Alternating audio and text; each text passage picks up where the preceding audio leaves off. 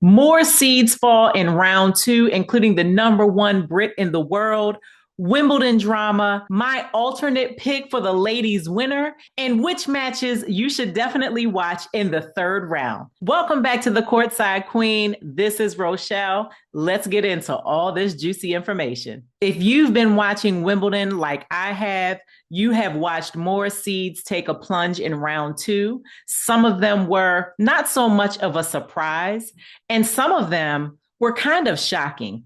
The two highest seeds that we lost over the last 2 days were Italian Jasmine Paolini, who was also the finalist from last year's Wimbledon. And of course, number four in the world, Jack Draper, who is the number one Brit and top four player with his own quarter of the draw. We're going to talk about how he lost. Two American men went out in the second round, Frances Tiafoe and Tommy Paul. And then we also lost American woman Sofia Kenin, along with Felix Auger-Aliassime. In addition, Iga Swiatek was pushed to 3 sets after playing the American Katie McNally. Last year's Wimbledon champion, Krejcikova, was pushed to 3 sets by American Dolehide. And as I told you in our last video, American Taylor Fritz was pushed to 5 sets by Gabriel Diallo in an epic battle that was so good to watch. I hope you guys caught it. One thing that I am loving is as I'm giving you these updates, we're talking about a lot of Americans. There are so many Americans doing well in this tournament and in tennis in general that it is really promising the direction that the sport is going in for American tennis. I mean, let's look at it. Out of the 2 majors that have happened already this year, there have been American women that have won both of them. Madison Keys in Australia back in January, and then Coco Gauff at the French Open just a couple of weeks ago. So this is extremely promising. The men, although they have not won any majors yet, and it's going to be hard for them to do so with Alcaraz and Sinner sitting there at the top of their game. However, the American men are getting closer and closer. We're seeing a lot of them make strides, win some of the smaller tournaments, and go deep in the majors. So we know that we lost some very high seeds like numbers 2, 3, 5 in the first round of Wimbledon on men's and women's side. It has been a demolishment of epic proportions in terms of the seeds falling, but round 2 offered a little bit more of the same. We saw number 4 player in the world on the women's side, Jasmine Paolini, lose in 3 sets in a battle that really could have gone either way. I think that we all had high hopes for her because she was the finalist at Wimbledon last year. We wanted to see her go a little bit deeper so that she could retain some of those points. But now I think she's at a point in her year where some of the stress can come off of her because she had so many points in singles that led all the way up to Wimbledon that now I think she can play this hard court season with a little bit more relaxation in her bones and just enjoy the rest of the season and do what she does, play well, enjoy herself, smile, and have a good time. I want to see her have a good rest of her season in singles. I know she's going to have a great season in doubles, but we wish her the best to have a fantastic rest of her season in singles as well. Number 4 player on the men's side. Remember, we talked about this, that Jack Draper took the number 4 spot from Taylor Fritz before we moved into Wimbledon. Now, while Taylor Fritz had 2 extremely difficult matches that he was able to get through both in 5 sets, Jack Draper, who took his number 4 spot, got into the second round against veteran 36-year-old former Grand Slam champion Marin Cilic, and he lost in 4 sets. It was intense. And even Jack Draper in his press conference said that he's never played anyone that could just bully him around the court and take the racket out of his hand the way that Cilic did. It excited me so much to see Cilic back on the court because I mean, in his heyday, I was watching him. I was watching him win majors. I was watching him beat the top players. He actually had gotten to number 3 in the world. And so to see him work his way back from injury, go through the losses, playing at the smaller level tournaments, the challengers and things, just to get his footing again. And then to see him come into a Grand Slam and play and fight the way that he did to win this match is just exciting for me. And then his next round, he's going to play Munar. That's going to be a challenging match because Munar is really good. We spoke about him a couple of videos ago, but I believe that Cilic is going to get through that third round match and move into the fourth round, which is going to be huge. I love that he had his wife and their 3 small children. They're watching him play. Just imagine the joy that that must bring him to be able to do this in front of his children, as we're seeing a lot of the players be able to do in this day and age. Now, when I see top players go out, I always watch the player that won the match in their next match. I always want to know, how are they going to play when they get into the next round? Because as a player, there's nothing worse than going out, having a bad day, and losing to a player that you really should not have lost to, and then see that player go out in the very next round and it just be a total run over. So our top players that went out in round 1 were Coco Gauff, Jess Pegula, Sasha Zverev, and Qin Wenjing. So I wanted to see how their opponents showed up in the second round. Well, here's what we saw. For Coco Gauff, she played Yastremska, and she lost that match in straight sets. Well, Yastremska went out in the second round, and it took her 3 sets, but she actually won that match. I was happy to see that because I want to see the person that beat the top seed go a little bit further in the tournament. Then if we look at the player that beat Jess Pegula, which was Italian Cocciaretta, she went out and played another American. And fortunately for her, she won that match. Once again, even though she played an American, I still did not mind seeing her win, especially since she took out one of our top seeded players. For number 3 in the world on the men's side, Sasha Zverev, he played Rinderknecht. They went 2 days, 5 sets. Rinderknecht actually won the match. He went on to his second round match, and he went 4 or 5 sets in that match, but he absolutely pulled that out. I'm glad to see him continue on into the next round, because then it at least doesn't seem like a waste that they beat a top seed. And then for Qin Wenjing, she was beaten by Siniakova, who went on to play Naomi Osaka in the second round. It was Naomi Osaka who took that match.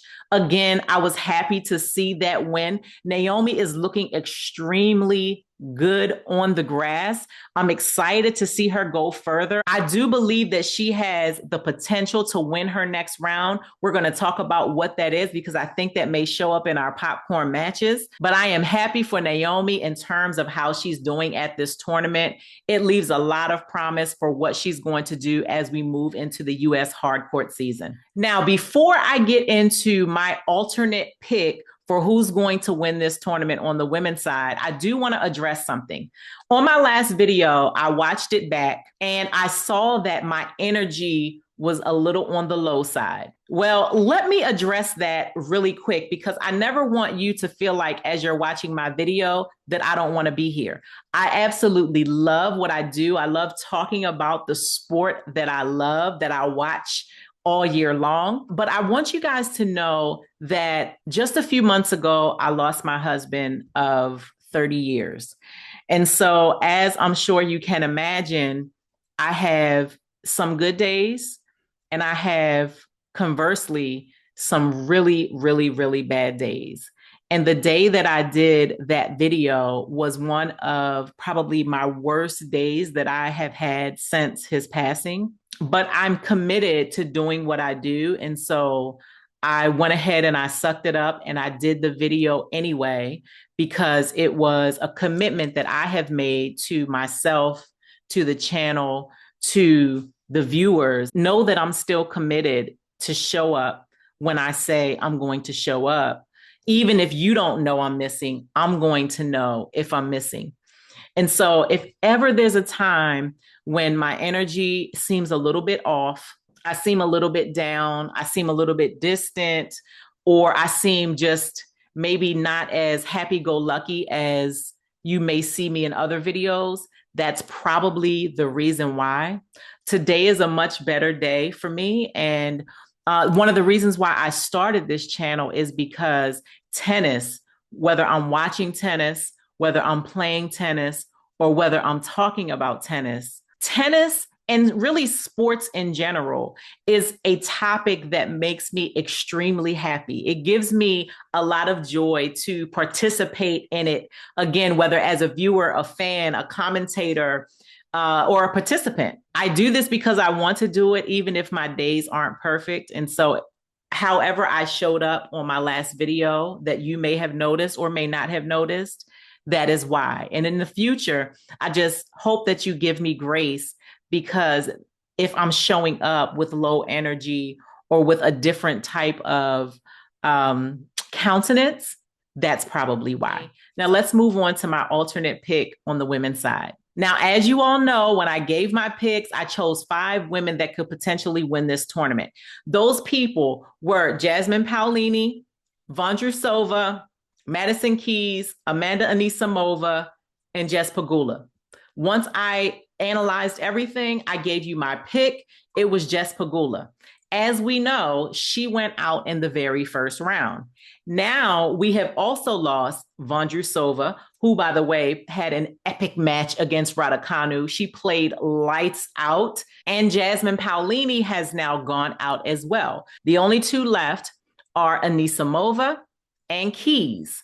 Now, I told you on the last video that my alternate pick is going to be someone from my original 5. And I have come to the conclusion on who I'm going to choose. There are so many women that are actually looking really good out there. But since I have to make a choice, I'm going to choose Madison Keys. This could be the year where she wins 2 Grand Slams in the same year. My pick, my second pick, my alternate pick is Madison Keys. I'm sticking to the Americans. Now, I want to take it a little bit further. Who do I think Madison Keys is going to match up with in the final? I watched round 2 and I saw that Andreeva is looking really good. Remember, I told you I'm concerned about her and her mental status in terms of how hard she's being on herself. She's looking really good. Also, Rybakina is looking really good. I have a feeling that it's one of those 2 that are going to end up in the final against Madison Keys. Which one do I think it's going to be? If I had to choose, I would choose Andreeva, because I think that she's a stronger player than most of the other players on that side of the draw. And so my final is Madison Keys and Mira Andreeva, and Madison Keys is going to win the whole thing. Now, of course, we know this is all speculation. This is my guess. If this does not come to pass, I'm not going to make another pick on the women's side. This is going to be my final pick. So we're just going to see how it plays out. At this point, I just want to enjoy the tennis, see who wins, see who comes through, see who else gets knocked out, because I guarantee you more seeds will fall in the next 2 days, round 3. I just want to enjoy it with you and then come here and talk about it with you. So that's what we're going to do. But as of now, that's my pick on the women's side. Let's see what happens. Now let's get into these popcorn matches for round 3. The first match is going to be Sabalenka Raducanu. Again, Raducanu played lights out against Vondrousova. She was moving so well. She was coming to the net. She was slicing and dicing. She was running every single ball down. The way that she's moving on that court is way more athletic and way more agile than Aryna Sabalenka can move. If she plays anything like she played in her round 2 match, this match is definitely going 3, and Raducanu could have her first win over Aryna Sabalenka. The next popcorn match is going to be Madison Keys versus Siegemund. Now, I know I chose Madison Keys to win the entire thing. However, Siegemund is tricky. She can beat most players if she's playing well. She's been around a long time. She's a veteran to the game. She's not someone that's new and has never been in this type of position before. She's played all the top players and on and on and on. She absolutely has the ability to win this match. Even though I think Madison Keys is going to win it, I do understand and accept the fact that this match could go either way. And so this is one I definitely want to watch. I think it's going to be a hard-hitting match. I think there's going to be a lot of good movement. There's going to be a lot of running balls down. I'm looking forward to this one. Naomi Osaka versus Pavlyuchenkova. I want to see Naomi Osaka play really no matter who she's playing, because I feel like her game really suits the grass, even though this has not been a good surface for her in terms of her results in the past. Pavlyuchenkova is a veteran. She's been around for so long, and somehow she just keeps beating so many players, just like over and over and over again. However, I think that Naomi, if she has her mindset right, she has the potential to win this match and potentially go even into the quarterfinals if she plays her cards right. And so I'm looking forward to seeing this match, seeing if Naomi can hold her nerve and really get past this one and move into the fourth round. Andreeva versus Hailey Baptiste. Andreeva is the hard hitter. I called her to be in the final against Madison Keys. However, Hailey Baptiste, the American, who I told you was going to get through her second round match, she moves around the court and plays on grass in such a graceful way. She gets to the net because she plays a lot of doubles, as does Andreeva. She slices and dices. She just has a different style of play. And so even though I think Andreeva is going to get through this match, I still think that it's going to be a good one. I still think that Hailey has the opportunity to take a set off of Andreeva, which could mess with her head and take her down a slippery slope where, I don't know, Hailey might get lucky and take the match. So let's see how this one plays out. I will be watching. Krejcikova versus Navarro. Krejcikova, of course, is the Wimbledon champ from last year. However, she's coming off of an injury. She dropped a set to Dolehide in round 2. And Navarro is just solid. She's graceful on the grass. She slices and dices. She can run anything down. I think that Emma Navarro definitely has a chance to win this match and upset Krejcikova. It would be an upset based on the fact that Krejcikova is the Wimbledon champ, but it wouldn't be an upset in terms of the ranking, in terms of the health of the players, and in terms of the amount of play that each one has on any given surface this year, quite frankly. So I'm looking forward to this one just to see if Emma can pull what most would consider the upset. And then lastly, on the women's side is going to be Swiatek versus Danielle Collins. The Americans are all up in this popcorn match mix. As you can see, we know that Danielle Collins is a hard hitter. She has the ability to beat Iga Swiatek. She has beaten her. I think she beat her in the last match that they played against each other. She is not afraid of Iga. She can move Iga all around the court. She can run a lot of balls down. She has a bully mentality on the court, which I love. And I do believe that there is a little bit of an intimidation factor that she has over Iga on the court, believe it or not. And so I think that this one has the potential to go the distance, especially on grass, because Iga is a little bit more fragile on grass than Danielle is, even though this is not the perfect surface for Collins either. So I'll be checking this match out, rooting for the American. Let's see what happens.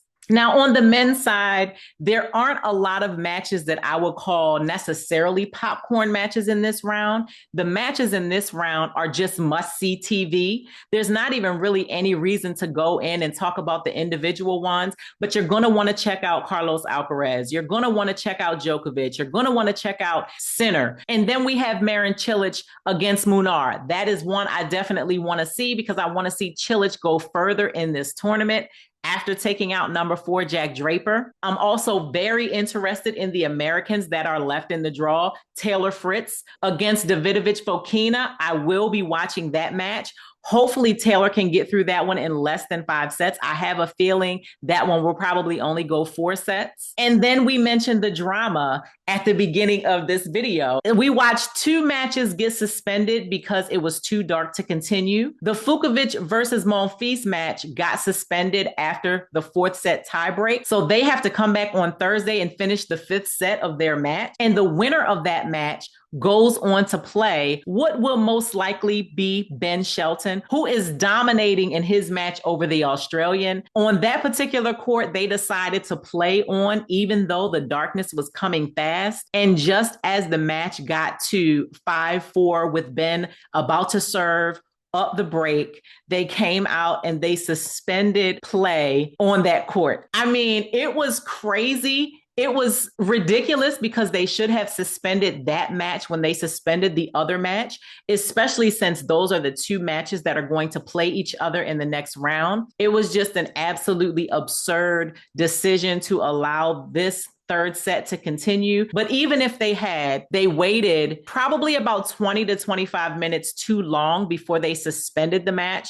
To suspend the match when the dominant player is about to serve and there would only be 1 game left before the match was over is just insane. However, everyone was saying how absolutely dark it was out there. So it should have been suspended. It just should have been suspended a little bit earlier in the set, if not before the set ever started. But anyway, whoever wins, let's just say it's Ben Shelton in his match, which it most likely will be, and he plays Monfils, that will be your popcorn match. And if he plays Fucsovics, I would highly suggest that you watch that one too. It's going to be a good one, but first we have to watch these 2 matches finish so that we can see who's going to meet and whether it will be a popcorn match or just must-see TV. As we move into the weekend, into round 3 of the tournament, into the 4th of July, we are going to be in for some great tennis as Wimbledon just continues doing what Wimbledon does, and that is